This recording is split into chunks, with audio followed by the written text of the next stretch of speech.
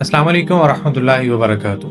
कभी कभी रुक कर मैं ये सोचता हूँ कि जब नॉन मुस्लिम्स को हम देखते हैं तो हमारे दिल में एक अजीब सा सवाल पैदा होता है कि ये लोग ज़िंदगी कैसे गुजार रहे हैं, ये मुश्किलात को किस तरीके से हैंडल करते हैं। जब इन पर कोई मुसीबत आती है तो ये उस वक़्त उनके पास किस चीज़ का सहारा होता है, और फिर उस लम्हे इंसान को एहसास होता है कि अल्लाह जल्ल शानू ने हमें जो दीन दिया है ना, वो दीन ही हमें कैद नहीं करता बल्कि हमें वो दीन आज़ाद करता है। और आज का हमारा मौजू भी इसी बात से जुड़ा हुआ है। आज हम बात करेंगे ज़िंदगी की मुश्किलात, आजमाइशों और तकलीफ़ों पर।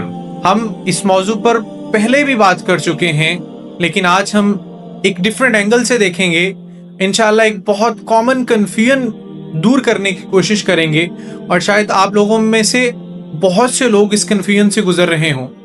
एक बंदा है जो नमाज पढ़ता है, हलाल कमाता है, हराम से बचता है, अल्लाह जल्ल शानू के हुकूक अदा करने की पूरी कोशिश करता है, लेकिन फिर भी उसकी ज़िंदगी में मुश्किलात क्यों ख़त्म नहीं होती। कभी कर्ज, कभी बीमारी, कभी औलाद का गम, कभी बीवी या शोहर का इंतकाल, कभी शादी में रुकावट, कभी कैंसर, कभी हार्ट इश्यूज, और इंसान हैरान हो जाता है कि या अल्लाह ये क्यों हो रहा है। और यही वो मोमेंट होता है जहां शैतान अपना काम शुरू कर देता है, और वो आकर दिल में वो वसवसा डालता है कि तुम तो इतने नेक हो, तुम नमाज भी पढ़ते हो, तुम हिजाब भी करती हो, फिर देखो फलां तो गुनाहों में डूबा हुआ है लेकिन वो फिर भी इंजॉय कर रहा है, वो पार्टी कर रहा है, वो पीसफुल लाइफ गुजार रहा है। ये कंपैरिजन इंसान को तोड़ देती है। ये वो ट्रैप है जिसके जरिए शैतान नेकियों को जाय करता है। यहाँ सबसे पहली बात क्लियर कर लो, अल्लाह जल्ल शानू ने कभी ये वादा नहीं किया अगर तुम दीन पर चलोगे तो तुम्हारी जिंदगी स्मूथ हो जाएगी। नेवर। अल्लाह जल्ल शानू ने साफ साफ फरमा दिया है कि दुनिया इम्तिहान का मरकज है। अल्लाह जल्ल शानू फरमाते हैं, अल्लज़ी खलक़ल मौत वल हयात लियब्लुवकुम अय्युकुम अहसनु अमला। जिंदगी और मौत इसलिए बनाई गई कि तुम्हें आजमाया जाए। This world was never meant to be easy. ये दुनिया प्रॉब्लम्स के लिए है, आखिरत कंफर्ट के लिए है। और अगर आप कहते हैं कि अल्लाह नेक लोगों पर इतनी आजमाइशें क्यों हैं, तो याद रखो सबसे ज्यादा आजमाइशें अंबिया पर आईं। रसूलुल्लाह सल्लल्लाहु अलैहि वसल्लम की जिंदगी को देख लो, औलाद की वफात, बीवी सैयदना खदीजा रजी अल्लाह अन्हुमा का इंतकाल, ताइफ के जख्म, और लोगों की बदजुबानियां और गालियां, और दंदान मुबारक का शहीद हो जाना, और बेटियों का अपनी जिंदगी में ही दुनिया से चले जाना, और बेटियों की तलाकें, ये सारी चीजें सब कुछ हमारे सामने है। इसके बावजूद वो अल्लाह जल्ल शानू के सबसे ज्यादा महबूब बंदे थे। सबसे सख्त आजमाइशें सबसे आला मुकाम वालों पर। अल्लाह हमें आजमाइश क्यों देते हैं? एक वजह यह है अगर हमें कभी मुश्किलात ना आए तो हम सब फिरौन बन जाएं। अल्लाह जल्ल शानू हमें याद दिलाते हैं, I am the creator and you are the creation. सैयदना अली अल मुर्तज़ा रजी अल्लाह अन्हु फरमाते हैं कि मैंने अपने रब को पहचाना अपने इरादों के टूटने से।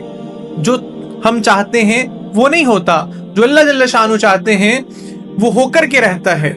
ये ह्यूमैनिटी पैदा करने के लिए है, गुरूर तोड़ने के लिए है। एक और अहम बात, कभी कभी हम अल्लाह जल्ल शानू से खुलूस के साथ गलत चीज मांग रहे होते हैं। हम नहीं जानते कि जिस चीज को हम नेमत समझ रहे हैं वो हमारे लिए कैसी तबाही बन सकती है। इसलिए बाज दुआएं कबूल नहीं होती, और वो रिजेक्शन नहीं बल्कि प्रोटेक्शन होती हैं। यही वजह है सैयदना मूसा अलैहिस्सलाम, सैयदना खिज़र अलैहिस्सलाम के वाक़ये से हमें एक बहुत गहरा सबक मिलता है। बज़ाहिर जो कुछ हो रहा था वो नुकसान लग रहा था, कश्ती को नुकसान पहुंचाया गया, बच्चे को कत्ल किया गया, एक दीवार बगैर किसी उजरत के सीधी कर दी गई। हज़रत मूसा अलैहिस्सलाम को हर कदम पर एतराज हुआ क्योंकि सामने जो मंजर था उसको अकल एक्सेप्ट नहीं कर रही थी, but the reality was totally different. आखिर में जब हकीकत खोली गई तो पता चला कश्ती को इसलिए नुकसान पहुंचाया गया था कि वो एक जालिम बादशाह से बच जाए। बच्चे को इसलिए उठाया गया था ताकि वो बड़े होकर अपने वालिदैन को कुफर और नाफरमानी में मुब्तला न कर दे। दीवार इसलिए सीधी की गई क्योंकि इसके नीचे यतीम बच्चों का खजाना महफूज था। यानी जो चीज हमें नुकसान लग रही थी वो दरअसल रहमत, हिफाजत और खैर थी, बस वो खैर उस वक्त नजर नहीं आ रही थी। यही पैगाम अल्लाह जल्ल शानू हमें हमारी जिंदगी के जरिए से देते हैं कि जो तुम देख रहे हो वो पूरा मंजर नहीं है। Trust my plan even when you don't understand it. Allah जल्ल शानू इंसान को हर जगह पर यही फरमाते हुए नजर आते हैं। अब जरा इस बात को अपनी जिंदगी पर अप्लाई करके देखिए। हम में से कितने लोग ऐसे हैं जो सिर्फ इस वजह से टूट जाते हैं कि हमें उस वक्त विज़डम नजर नहीं आती, ہمیں صرف لاس دکھائی دیتا ہے، صرف پین دکھائی دیتا ہے، صرف وہ چیز دکھائی دیتی ہے جو ہم سے چلی گئی، لیکن جو چیز اللہ جل شانہ نے ہمیں اس لاس کے بدلے میں عطا کی، اس نے ہمیں بہت بڑے گھاٹے سے بچا لیا تھا، ہمیں نظر ہی نہیں آیا۔ ہم کہتے ہیں یا اللہ میرے ساتھ ہی کیوں ہوا، یا اللہ میں نے تو کبھی کسی کا حق نہیں مارا، میرے ساتھ یہ کیوں کر ہوا؟ اور حقیقت تو یہ ہے کہ ہم پورا نقشہ نہیں دیکھ رہے ہوتے۔ We are judging اللہ جل شانہ's plan from a very limited angle۔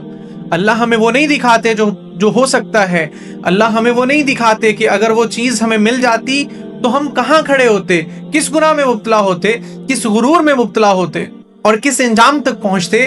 ہمیں صرف وہ دکھائی دیتا ہے جو ہو چکا ہے اور ہم اس پر فیصلہ سنا دیتے ہیں۔ اسی لیے قرآن پاک میں ہمیں بار بار یہ سکھلایا گیا ہے کہ اللہ کے فیصلوں پر اعتراض نہیں کرنا، اعتماد ہونا چاہیے، کیونکہ اللہ نہ صرف ہمارا حال جانتا ہے بلکہ وہ ہمارا مستقبل بھی جانتا ہے۔ اور یہی ایک اہم بات سمجھ لو کہ اللہ جل شانہ کی رحمت اس میں نہیں ہے کہ وہ ہمیں دے دے جو ہم مانگ رہے ہیں، اللہ کی رحمت تو اس میں بھی ہوتی ہے کہ ہمیں وہ چیزیں نہ دے جو ہمیں برباد کر سکتی ہیں۔ ہم اکثر کہتے ہیں میری دعا قبول نہیں ہوتی، حالانکہ حقیقت میں بہت سی دعائیں اس لیے قبول نہیں ہوتی کہ وہ ہمارے حق میں بہتر نہیں ہوتی۔ And sometimes unanswered dua is actually answered in a better way۔ یہی وجہ ہے کہ نبی کریم صلی اللہ علیہ وسلم نے ہمیں سکھایا کہ مومن کا معاملہ عجیب ہے، اگر اسے نعمت ملے تو شکر ادا کرے، اور اگر اس کو تکلیف سے بچا لیا جائے تو اس کو صبر کرنا چاہیے۔ دونوں صورتیں اس کے حق میں بہتر ہیں۔ یہ مائنڈ سیٹ آ جائے نا تو پھر انسان ٹوٹتا نہیں ہے، وہ رو سکتا ہے، غمگین ہو سکتا ہے، تکلیف میں تو ہو سکتا ہے، لیکن وہ اللہ جل شانہ سے بدظن نہیں ہوتا، کیونکہ اسے پتا ہے کہ میرا رب ظالم نہیں ہے، میرا رب بے خبر نہیں ہے، میرا رب مجھ سے کوئی دشمنی نہیں کر رہا، وہ مجھے توڑ نہیں رہا، وہ مجھے تراش رہا ہے۔ ایک عام انسان مشکل میں اللہ جل شانہ سے دور ہو جاتا ہے اور مومن مشکل میں اللہ جل شانہ کے قریب ہو جاتا ہے۔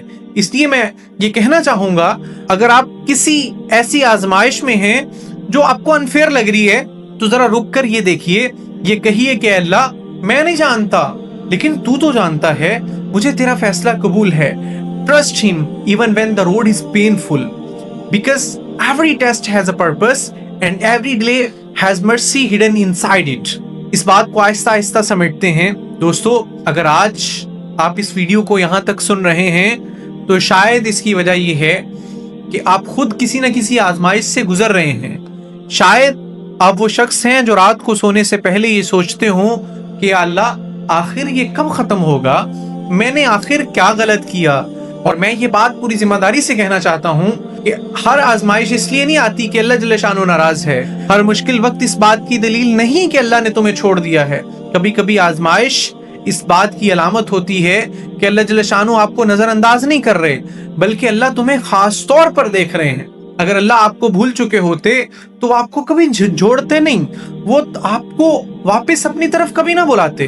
مشکلیں اس لیے نہیں آتی کہ تم ٹوٹ جاؤ، بلکہ مشکلیں تو اس لیے آتی ہیں کہ آپ جھک جاؤ، غرور کے سامنے نہیں بلکہ اللہ جل شانہ کے سامنے۔ اور یاد رکھیے، جو شخص آزمائش میں اللہ جل شانہ سے جڑا ہوتا ہے وہ کبھی ہارا ہوا نہیں ہوتا، چاہے وہ بظاہر سب کچھ ہار چکا ہو، کیونکہ اصل کامیابی یہ نہیں کہ دنیا میں سب کچھ مل جائے، اصل کامیابی یہ ہے کہ دنیا کی مشکلات آپ کو اللہ جل شانہ سے دور نہ کر سکیں۔ اگر آج آپ کسی ایسی دعا کے جواب کے انتظار میں ہو جو ابھی تک قبول نہیں ہوئی تو بس اتنا یاد رکھیے گا، اللہ جل شانہ ڈیلے کرتے ہیں، ڈینائی نہیں کرتے۔